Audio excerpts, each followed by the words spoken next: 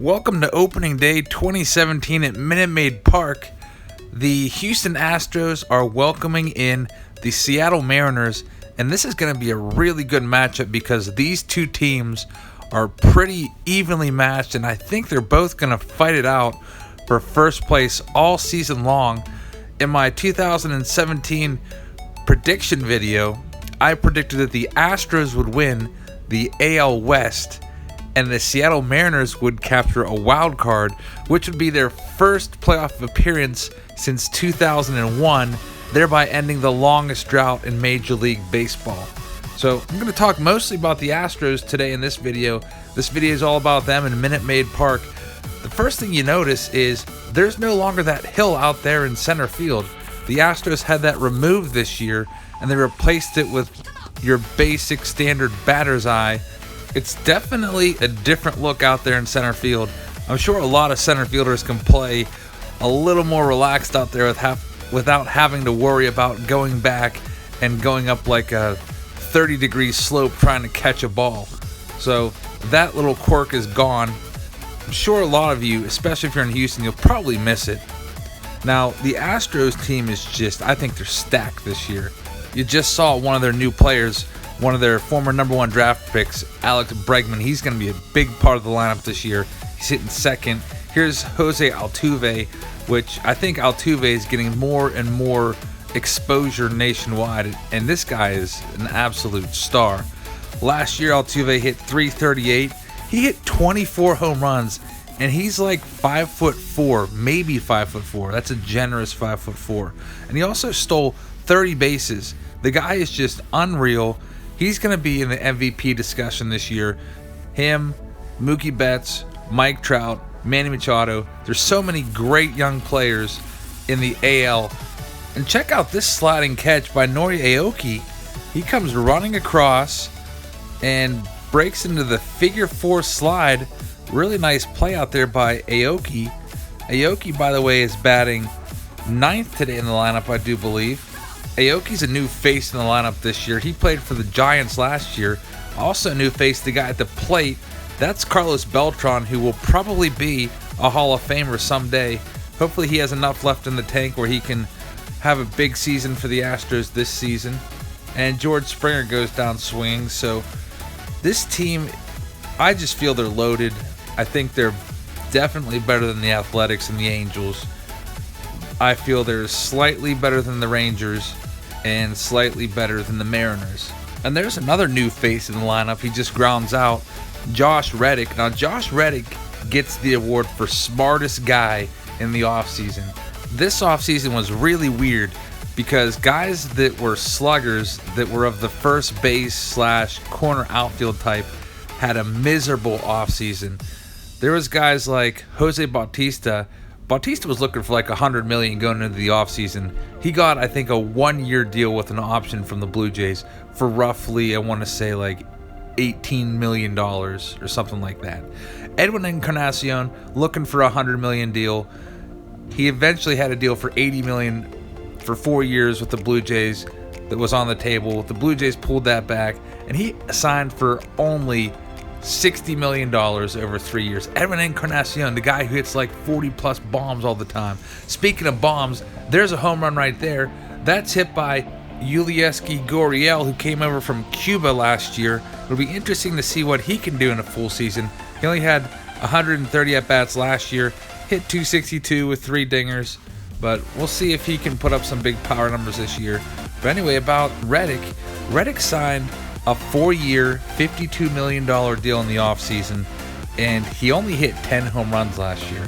He hit .281, which was decent, but the guy hasn't really even come near his career high, which was 32 in 2012. So, like I said, his agent, I mean, he should maybe give him a raise because that was just an awesome job by his agent to get him that kind of contract. And you just saw another free agent that they picked up, Aoki, who made that awesome sliding catch earlier with a base hit the other way. Now, Aoki, you know exactly what you're going to get. Like, this guy is really consistent. Listen to his batting averages the last 5 years. .288, .286, .285, .287, and 283, career batting average 286. So you got to figure the guy's going to hit you 280. There's just a lot to like about this Astros team. Now, that's not real likable right there. Robinson Cano just hit a ball which barely cleared the fence, probably cleared by about an inch or two. If I would have had a fielder back there, I think it was a robbable play because it looked like it was going to hit off the wall. In fact, I thought it was going to hit off the wall because the little baseball icon comes up where it's going to land, and it looked like it was at the top of the wall. So it is now a 1-1 game. Dallas Keutchel's on the mound. Now, Keutchel had kind of an off season last year. He was lights out in 2015. In 2015, he had a 248 earned run average and led the league in innings pitched with 232, had 20 wins. In 2014, he also was really good, had a 293 earned run average. Last year was a little bit shaky throughout the season, went up to 455, so it'll be interesting to see if Keutchel can get back to his old self. I'd like to see him with the sub-3 earned run average. He's the ace of that rotation. You also got Lance McCullers in there, who should be pretty decent, Mike Fiers, and I'm really interested to see what Charlie Morton can do this year. Morton was injured most of the season last year. I always thought that he was really going to have a big breakout year with the Pirates. Charlie Morton has just really wicked stuff, but he's kind of stuck in his own head. Like, I feel like he overanalyzes every single pitch and just kind of psychs himself out, and just he'll have a great game where he'll pitch like an 8-inning masterpiece, give up like 2 hits, and then the next game will just be a complete stinker. And it looks like we're having a little bit of trouble here. Keutchel's getting hit around a little bit. The score is now, after that hit, 3-1. See if he can wriggle off the hook here. The Mariners have some decent offense. I don't want to talk about the Mariners too much because it's not Mariners opening day. I mean, technically it is, but this is the home opener for the Astros, and I want to focus in on them. Look at that look that Keutchel's giving there with that strikeout, giving him the crazy eyes. All right, the Astros are going to try to get back on the board here. Here's George Springer flying out. Not the prototypical leadoff hitter because he had 29 home runs last year, so he's a big power guy. Strikes out a lot. He struck out 178 times last year to lead the team, but also the guy gets on base pretty regularly. He had a 359 on base percentage last year, and a lot of teams would take that at the top of their lineup. All right, well, it looks like it's going to stay 3-1 for the time being. Now, the Astros have some really cool giveaways this year, so if you're in the Houston area, you're in luck. They have a Lance McCullers glow-in-the-dark gnome that's being given away against the Indians on May 20th. That would be pretty cool to pick up. They also have a Jeff Bagwell batting stance bobblehead being given away this summer. It was rated as one of the best giveaways this entire season by an article on MLB.com. As you know, Jeff Bagwell had that really quirky batting stance, so I bet you'll be able to sell those bobbleheads for a pretty penny on eBay. They also have a triple bobblehead featuring Bagwell, Biggio, and Hampton that's being given away in August. They also have some jerseys here and there that they're giving away, so a lot of cool things that the Astros are doing to get more fans in the ballpark. Their tickets are affordable. You can go to games on like a Friday or Saturday for $10. Get some seats in the upper deck for $10, which I think every team should have inexpensive ticket options like that. A lot of teams use dynamic pricing, so like for a Saturday game, they're going to try to charge you at least like $25 to $30. The Pirates do that. I'm from Pittsburgh. I'm a Pirates season ticket holder. Pirates do that especially often for weekend games. Like if you want to go and see the Yankees on April 25th or whatever it is, you got to pay $27 just to get in the door and sit up in the nosebleeds in section 333 way down the line. But if you look at the Houston Astros website, they're playing a team like the Red Sox in June or July. Those tickets are still $14. They do the dynamic stuff, which their tickets are slightly priced higher for the more in-demand games, but it's not crazy. Like I would rather pay $14 and get whatever they're giving away, a gym bag or whatever, than pay $27 to see the Pirates take on the Yankees. Another really cool thing about the Astros that I love their ballpark. You have that retractable roof stadium. You never have to worry about rainouts or it being too hot in the summer. You always are guaranteed to have a game. You don't have to look at the weather forecast like 7 days in advance and worry about, should I buy tickets for this game or not? So that's a really nice thing to have, a stadium with a roof, especially a retractable roof, because it can still be opened up in the summer on those nice summer days. And another really cool thing, the Astros open up their ballpark to their season ticket holders at 4:30. So if you're an Astros season ticket holder, you can actually go in the stadium and you can watch the Astros take batting practice. They have a special gate that you go to. All you have to do is have a season ticket. You just show that, get that scanned, and boom, you're in there. You got to right field. You just have a good old time. I was there in Houston in 2015 for a couple games, and I really enjoyed that stadium a lot. All right, well, we're getting a little bit late in the game here. It's the 8th inning. The Mariners are threatening a little bit. They've got 2 guys on base. Whoa, did you see that play? Amazing play there by Gregerson, kind of a behind-the-back sweep. I like the Astros bullpen, by the way, too. I didn't really talk about the Astros bullpen, but they've got a lot of good guys in the bullpen, from Will Harris, Luke Gregerson, Ken Giles, 100 Miles Giles as he's known, Chris Davinsky. A lot of guys out there that can get the job done. I really do feel that with their offense, their starting rotation, if it can do the job, and their bullpen, this team is going to win the AL West. And Brian McCann just hit one into the Crawford boxes. That's a home run. Gotta love those Crawford boxes. If you're in Houston, you know that those are pretty cool.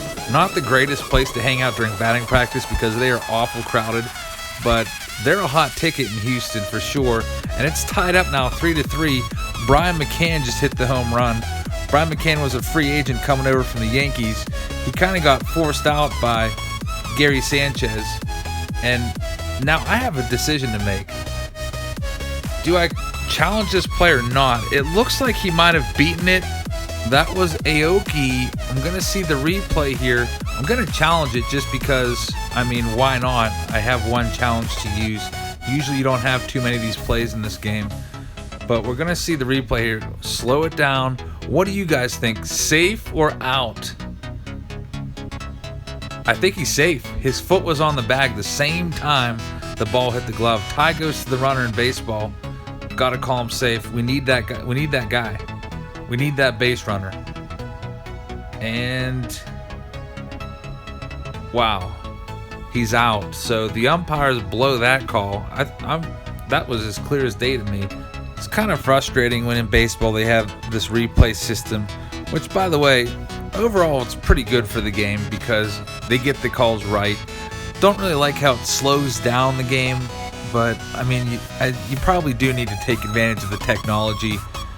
I just hate when they get it wrong like that.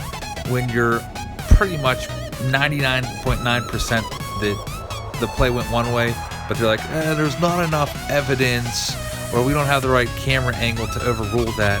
It's just kind of really annoying when they get it wrong. Also, it kind of really killed off the on-field arguing from the managers and the umpires. It always used to be fun to watch the managers charge out of the dugout and argue a play. Some of these managers would really get heated. They'd go nose to nose with the umpires. You don't see that anymore because if there's a play that they don't agree with, they say, hey, let's take a look at that. All right, thanks. How's your family? All right, let's just stand around for like 5 minutes. And then that's that. Well, this game is almost over. It is now the 9th inning, and the Mariners are trying to be sneaky and drop a bunt down. Not today, buddy. Let's see if we can get out of this 1-2-3. Oh, he's safe. I'm gonna go ahead and bring in Will Harris here, try to keep them off the board. It's 3-3, and a wild pitch lets Dyson, who's really speedy, get the second, and he's gonna come home and score. Springer's gonna throw to the plate, but the Mariners take the lead. So that is not good. This might be a blown save for Harris. I did say these two teams were evenly matched at the beginning of the video. I think the Astros are going to win probably like 93 to 95 games. Mariners, I think, are going to be upper 80s. Both awesome teams. Let's see if the Astros can walk it off here against Edwin Diaz, their closer. This guy's pretty good. He throws upper 90s to 100, and he's got a filthy, filthy slider. And right here, Reddick flies out to center. So that's one down. Just need a base runner here to start things off. That's going to be caught. So 2 quick outs, but contact's being made at least. It's going to come down to Brian McCann. Now, McCann hit that home run in the 8th inning to tie it up 3-3. Let's see if he can tie it up again. No. That's going to be right into that shift, and it's over. So the Mariners win 4-3. It's going to be a dogfight between these two teams all season long. Thanks for watching, everybody. Please subscribe if you haven't already, and I'll have more videos for you soon.